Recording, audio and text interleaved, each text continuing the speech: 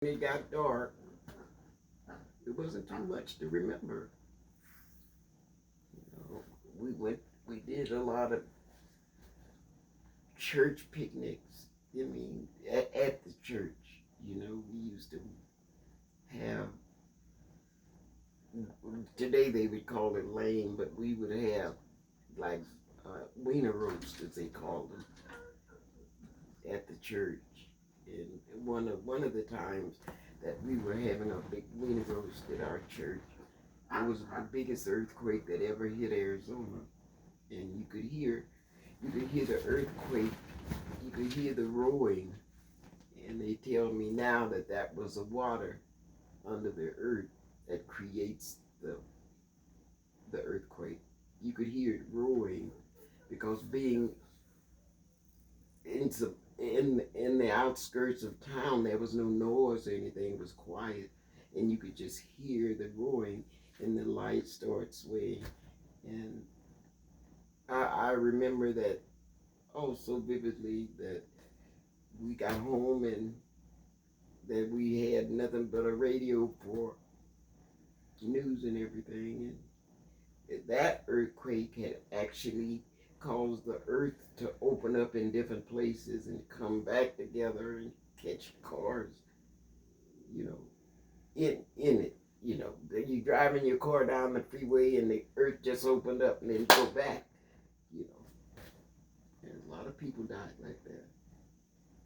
See, I know about earthquakes, so when they talk about them now, it don't bother me too much because I've been in some rough things. Hallelujah. Okay, so what was your greatest childhood memory?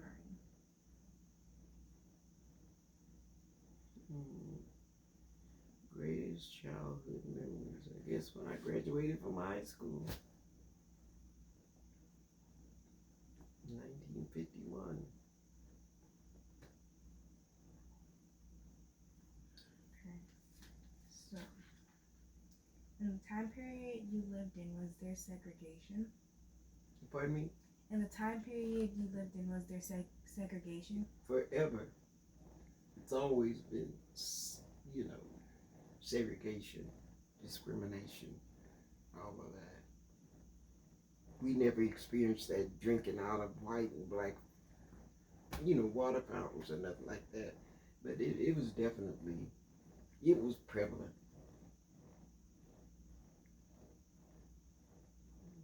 Yeah, it just, I don't know, then you knew that it was a lot of racism, but now you don't know who's what, because they in a shell, they still think the same way. I hate to think that, but they do. Okay, this one says, what was your first job and how much money did you make an hour? What was my first job? My first job was out in the field, chopping cotton, picking cotton,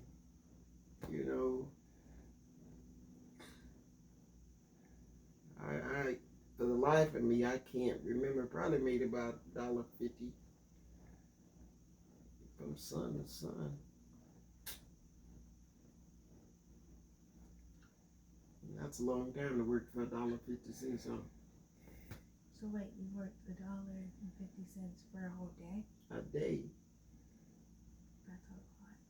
And then you worked up all that money to buy yourself a house. I did.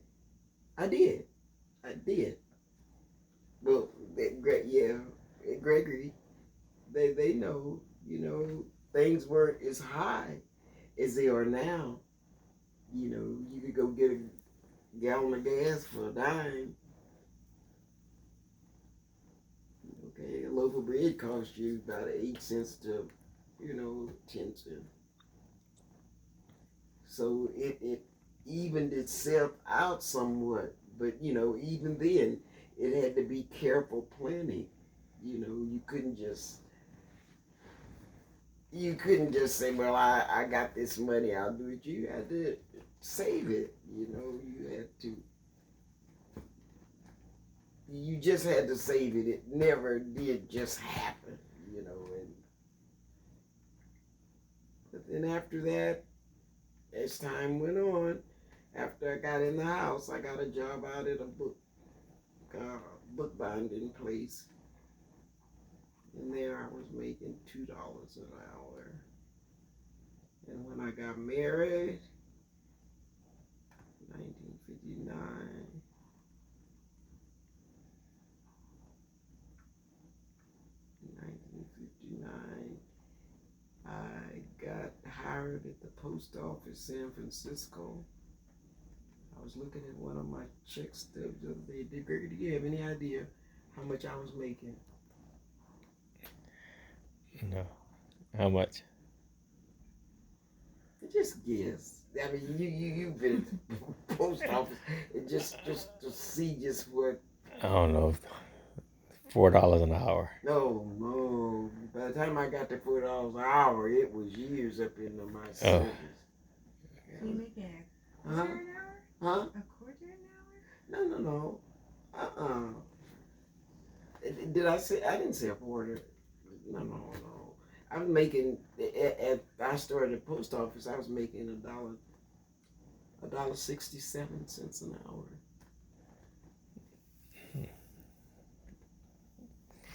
And they come a long way. Okay. Yeah. People don't want to hear that, and now, but then again, you see what the difference is. Gas has gotten it in times to be nearly $5 a gallon. So see, it makes a difference. But no matter what the economy is like, you have to have a method of saving. You know, it's even like you. My husband, even in the military, they wasn't making much an hour, you know, but he was able to save and do all of that, even on that little money. But it worked out, and we've done pretty good. And I really thank God for a husband like his dad, because he's really a grounded person. He's really a good person. So I just hope that some of mine coming behind me, some of my nieces and nephews and great nieces and all that, I just hope that they can prosper as they go through life. Okay. I think I must be probably the matriarch of this whole family now, the oldest it is. The next question is, what are you most proud of? I think we did not say at one point marrying my husband. I'm proud of that. I could have been called myself looking for something else and could have missed my husband. So I'm very proud of having married the men that I married. This question is what invention in your lifeline are you most amazed about? Invention. So what type of technology? Oh, the technology. Oh, Are you okay. most amazed It's so much of it, because coming from where I come from, everything is really exciting. You know, it's like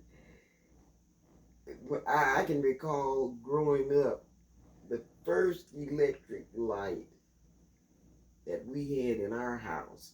Even electric was around, but the first electric we had in our house, you would have thought that somebody had just come by and just wrote us out checks for $1 million. I was like, I can remember the men coming there and stringing that little light in that house, and we got to jumping up and clapping, and we were just happy, you know. And I can recall my brother that was just younger than me. He said, "Do you think we can put it out? You know, like this? You know, because we did all our lessons by a lamp.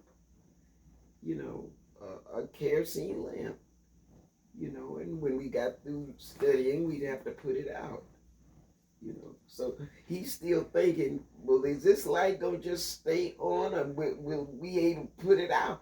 Matter of fact, I think I caught him a couple of times up trying to, you know, fan it out. But I think that electric light for us, you know, everybody wasn't as poor as we were.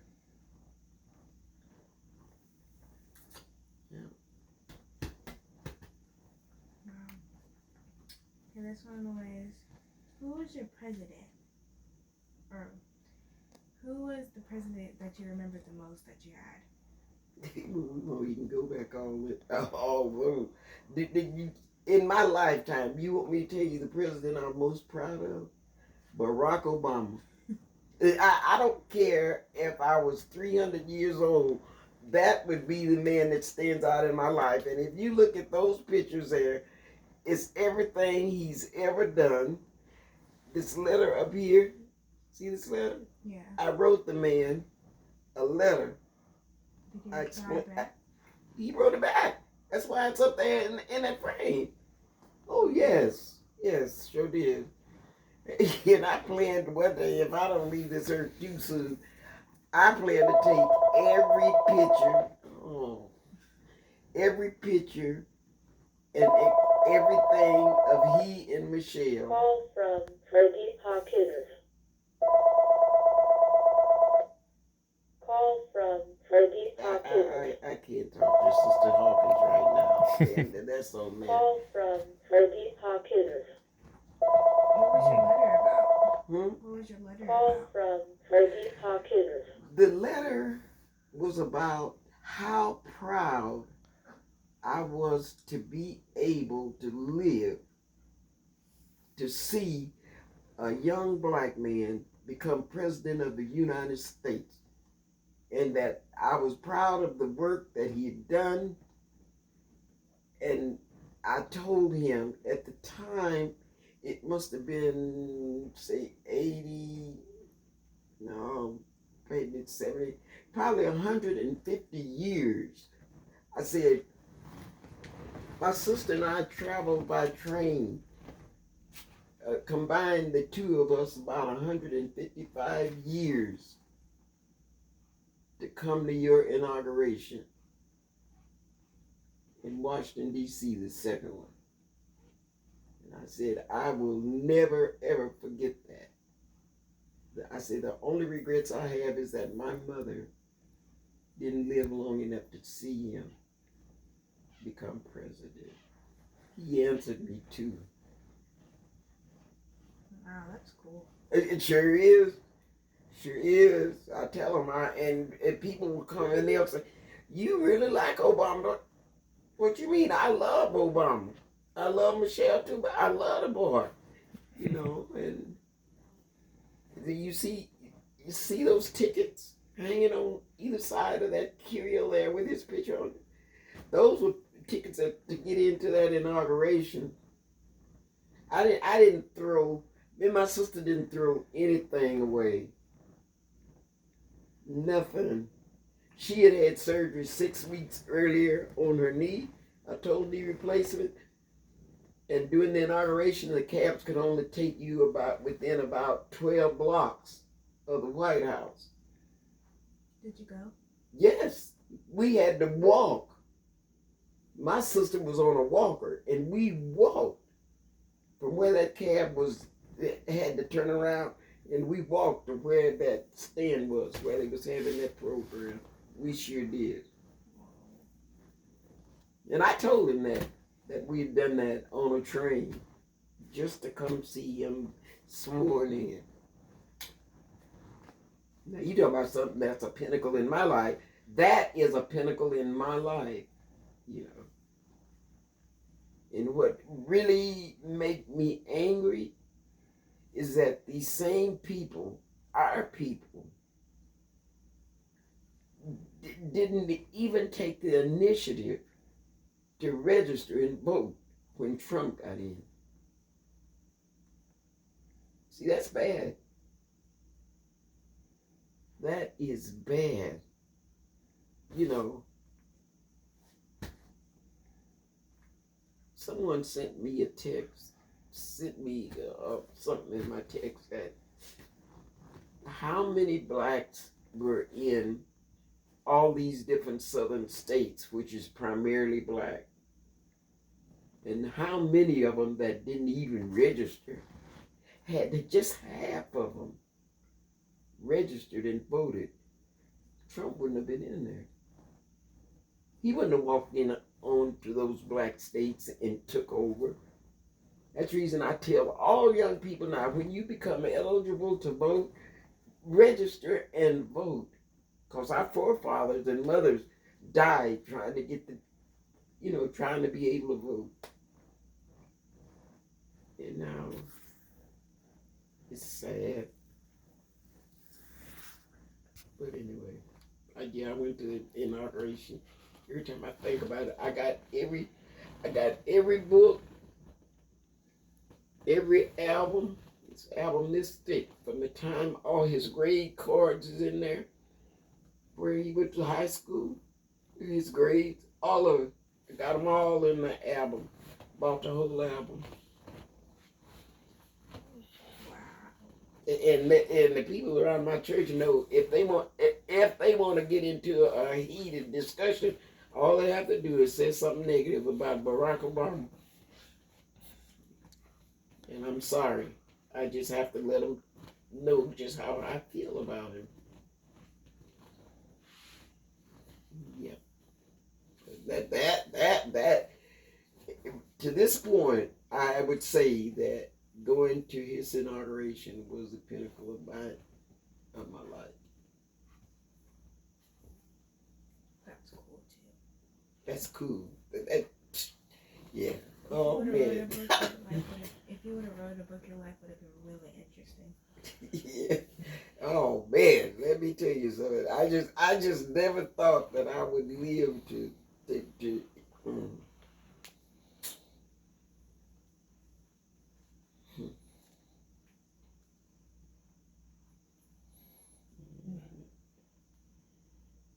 I don't like traveling by myself. If my sister had stayed well, we was gonna make some more trips. I'd like to go down and visit him in Chicago after he got out of office.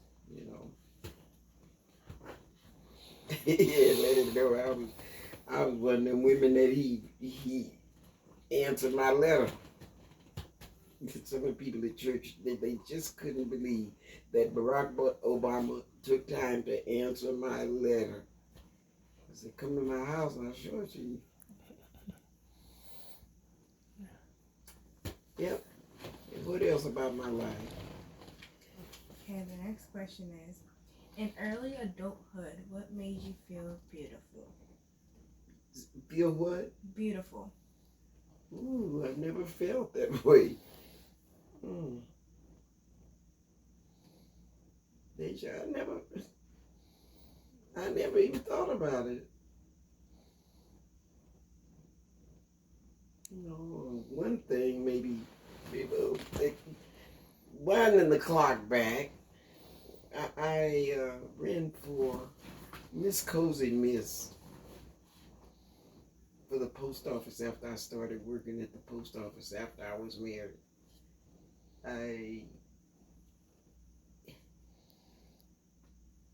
Miss Cozy Miss, I was running for a club that was at the post office, and I was running against 5 other young ladies. And I won, you know. So everybody said, oh, you were so beautiful. But I never thought about it. You know, I just know that I had been treated right. I treated people right.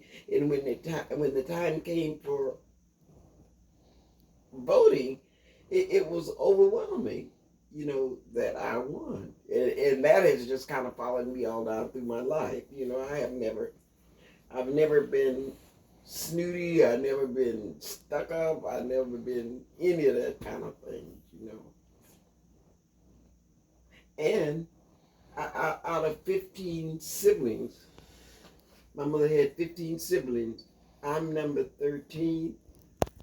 My brother that passed away, David, was number 14, and my younger sister that's still living in Fresno, she's number 15. And I have lived longer than any of them. Wow. None of them lived to get to be the age that I am now. That's a pretty good record.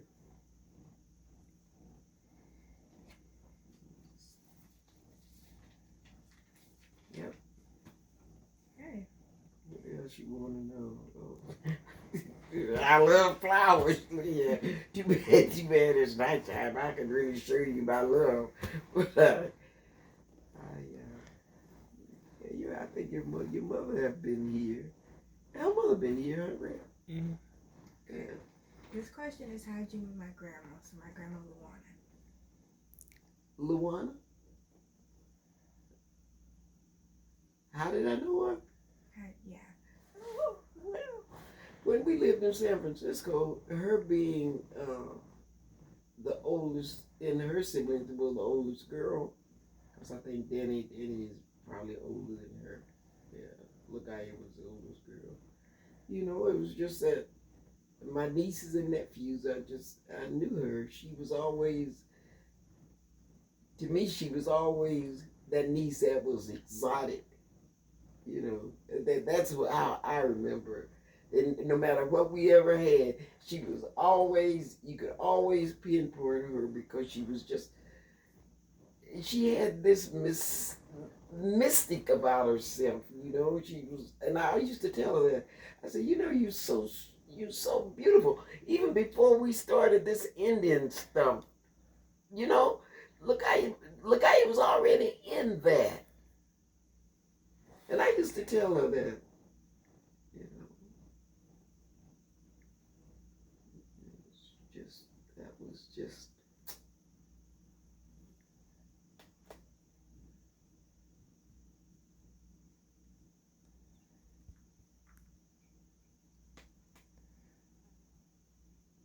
Were you guys close?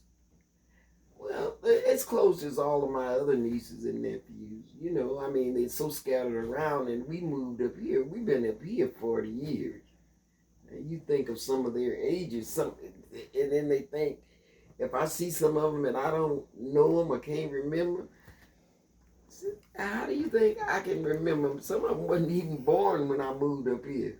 You know, and I've been up here 40 years. So it's very easy not to really know them, you know. When I do see them, you know, they'll say, "Oh, you remember me?" But see, they change.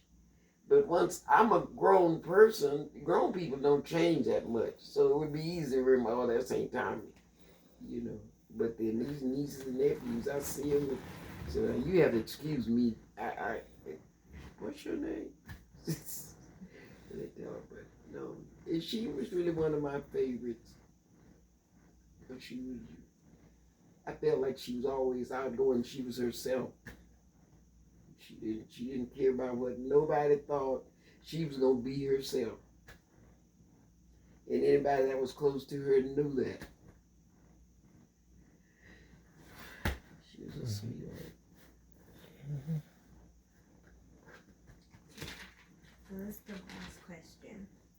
It says, through Martha Park's life, she endured many obstacles, but she persevered.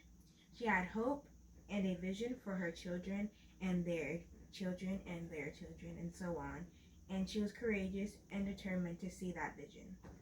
Perseverance, hope, vision, courage, determination. How do you demonstrate these values in your life? How have you embodied these values in your life or in past experiences? I'm just glad Martha Parker was who she was.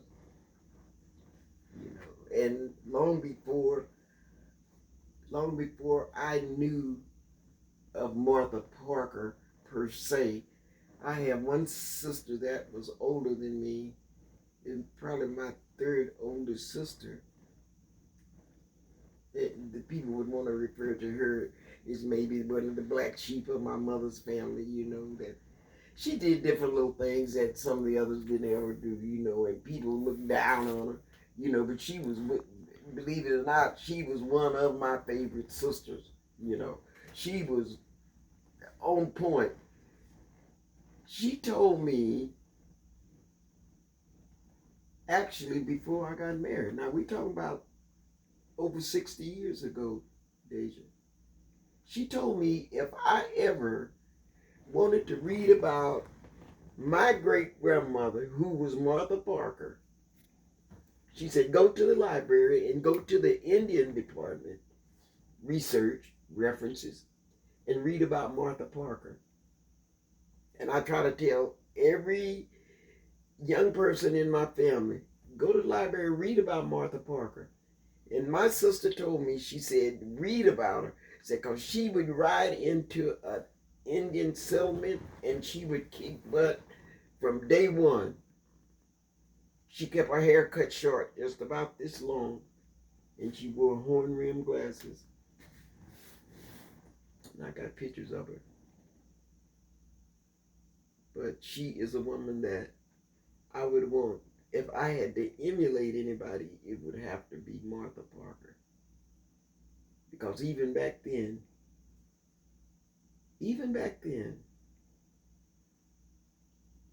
she didn't know that they were going to grant her citizenship. They granted it to her 2 years after she passed away. But she didn't give up.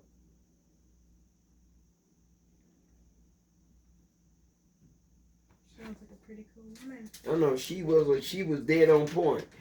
The girl was dead on point. I'm glad to be related to her. Oh yeah, I'm glad to be related to Martha Parker, and will tell anybody Martha Parker is my idol. Well, I think you two did a wonderful job. I want to thank my mother for giving up her time and sharing a little bit about herself. And I really want to thank the young person, Ms. Deja, who did an absolute wonderful job. Sure did. And she set the bar high for all the next ones coming along.